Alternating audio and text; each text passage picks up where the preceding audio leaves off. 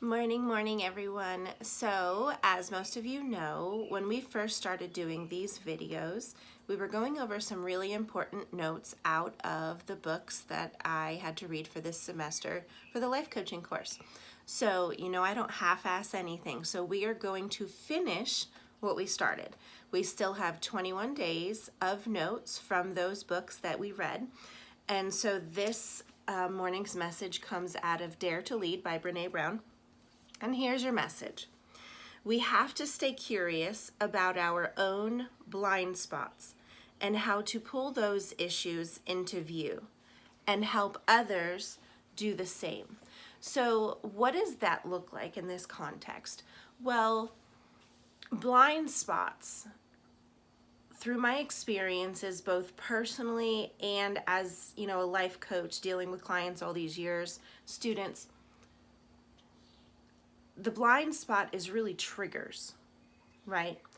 Say, for instance, we get out of a relationship and we think we're fine and we start dating again, but the new person does something that triggers you. What does trigger you mean? It irritates you. It gets you, your blood pressure rising, your face turning red, ears burning hot.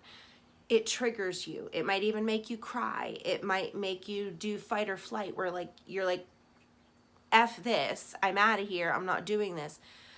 But there's no true understanding of why are you doing that.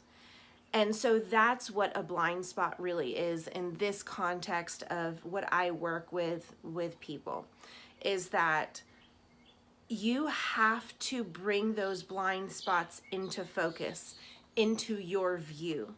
You can't get out of these relationships. Even if they're good relationships, you could still be triggered. You could be triggered by someone's scent as they walk by.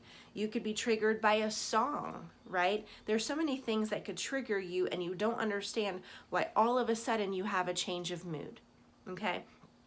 So this is what we have to do. We have to bring those things into view, right?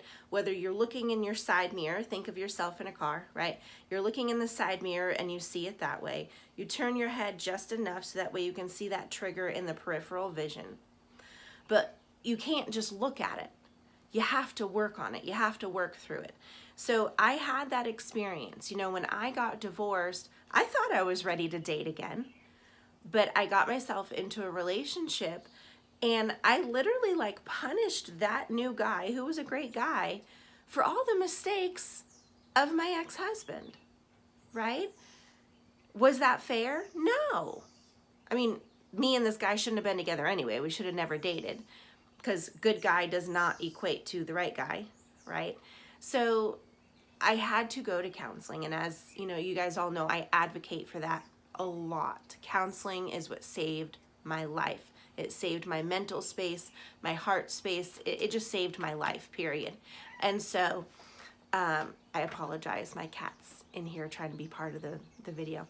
Anyway, so my point is that I had to take the time, I had to make the time every week to work on me, to work on myself, to understand what were those triggers and what did I need to do to fix them. And part of that was to stop dating. And so for a while, right, after I broke up with that guy, I did start dating and I actively worked on myself during that time because I wanted to be my best self to move forward in dating eventually if I were to be in a long-term commitment again. So I encourage you today that if you are finding yourself triggered by things, get yourself into therapy, get yourself a life coach. I'm your girl, right? So go on my link in my bios or, under the video, wherever I tell you to on the platform, and book your session with me, right? Let's get you to do the work.